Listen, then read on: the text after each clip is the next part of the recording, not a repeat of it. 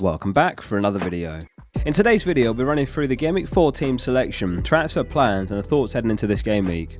If you missed the Gameweek 4 players to buy video, make sure you give that a watch too, a link will be on screen at the end.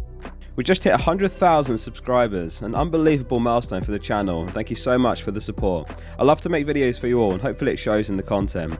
Here's to many more milestones. A quick look back at how Gameweek 3 went. The game week started well with the decision to start Andreas over Nico Williams. The most popular question on the deadline stream was which one to start from Andreas, Nico, Patterson or Bailey, so a sigh of relief to get that one right. However, it was certainly one of those game weeks full of surprises. Man City conceding 3, Chelsea conceding 3 and Liverpool conceding 2. In the team of the week, Bernardo Silva was the most expensive player at 6.8 mil, and he was actually one of 6 players in the team who have dropped in price since the start of the season. No cause for panic though, and still very early in the season. Just 15 points separates 1 mil and 100k. The difference between Salah and Jesus captain in Game Week 2 was 35 points to give some perspective, and that's just one decision. Every game week is a combination of decisions, which players to bench, who to captain, who to buy and sell, etc. Game Week 4 has some outstanding fixtures on paper, so don't panic wildcard unless absolutely necessary. The season is long and it's still early. So let's take a look at how the team's shaping up for Game Week 4 and what the plan is. Man City host Crystal Palace this game week. Newcastle targeted Walker effectively and they were able to exploit gaps in Pep's 2-3-5 formation in attack. This is something Pep will need to address, as Zaha will no doubt give him a hard time down that flank. Happy with Edison's returns overall, particularly if he can keep a clean sheet this game week before an even better home fixture to Forest in Game Week 5. The back four is Trent, Cancelo, James and Cucurella. Trent had a poor game against Man United, but that said he is top among defenders for expected goal involvement. His 110 touches in the final third is one more than Cancelo and also the highest among defenders. Gotta remain patient with Trent and back that the points will come. Bournemouth at home, a really good fixture for Liverpool, who will be looking to put on an encouraging display for the home fans. It's now 7 games in a row that Liverpool have conceded first in. In hindsight, Kante and Kovacic's absence was perhaps enough to deter from Cucurella and opt for Gabriel or Saliba, who were in consideration as well. It may be another few weeks before Kante's return. However, in the meantime, the hope is that James is deployed in right wing back rather than right centre back, where he has so much threat and offers a lot more in my opinion. Cucurella took up some really good positions and he took 2 shots against Leeds and created 2 chances. Chelsea will be without Koulibaly against Leicester, which could pose a problem to their clean sheet hopes. Perhaps Cucurella even ends up in left centre back and Chilwell left wing back.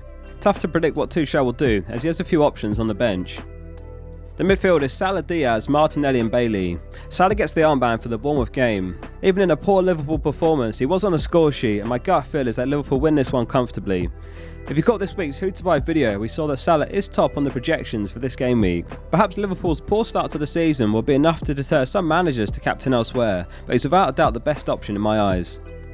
Among midfielders, Diaz has 0.78 expected goal involvement in total and has just 1 big chance and created 1 big chance. I'd like to see a bit more from him this game week and beyond. The fixtures are certainly laid out for Liverpool's favours to turn imminently.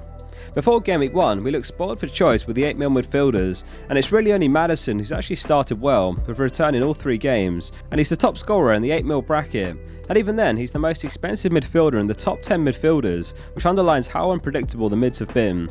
If he started with a midfield of Rodrigo, Gross, Harrison, Ødegaard and Zaha, he'd be absolutely flying. However, I do expect the variance to average out. Martinelli's been a pleasant surprise, returns in all 3 games played, and Fulham's another eye-catching fixture at the Emirates. It feels like there's real shift among the fan base, they're well and truly behind Arteta and the players. Martinelli's also been taking corners, which does add to his appeal, 8 taken so far and 1 direct free kick. Bailey rejoined the starting 11 in Game Week 3 after a Game Week 2 benching and he picked up a wonderful assist, so hopefully he did enough to start again. Villa's fixtures turned for the worst after Game Week 4, so this is likely the last time he's in the team. If there's any concerns that he doesn't start, then there is an alternative option, more on that shortly. Up top it's Jesus with the vice captaincy and Haaland. As a result, the entire team are playing at home this game week, which is reassuring. The problem with Jesus is that with his record ownership, he's easily over 100% effective ownership whenever Arsenal have a good game, such as Game Week 4. As a result, a quiet game week for Jesus is actually better for your rank if he's not your captain. This is a lot to ask for a home game against Fulham though. Salah just needs to outscore him. After Game Week 6, the Champions League starts, which is when I can see a major opportunity to shake up the template. Pep said, quote, "When we have games every 3 days, Erling will not play. I will play Alvarez. Perhaps a chance to make a play for Son or Kane and hop off Haaland.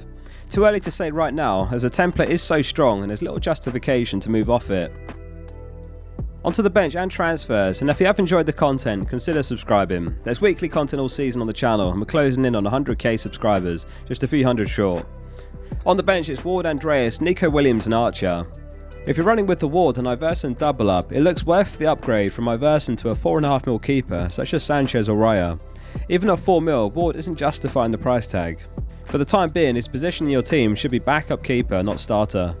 That said, it's a luxury transfer and only worth it if the rest of your team's in good shape. There's 0.5 mil in the bank, so the plan this week is to roll the transfer. If Bailey is a doubt to start, then the alternative option is Nico Williams to dunk. 4.5 mil is a great price for an informed defence with great fixtures. The preference is to roll though. Opting for Kane over Haaland back in Gameweek 1 had a knock-on effect which put the team on the back foot. A roll transfer would finally put the team back on the front foot and able to play more aggressive transfers if needed. Let me know in the comments how your Gameweek 3 went and what your plans are for Gameweek 4. Thanks again for all the support. I'm grateful to every subscriber and I look forward to hitting more milestones together and more importantly continuing to provide content that you want to watch every game week. See you soon for the next one.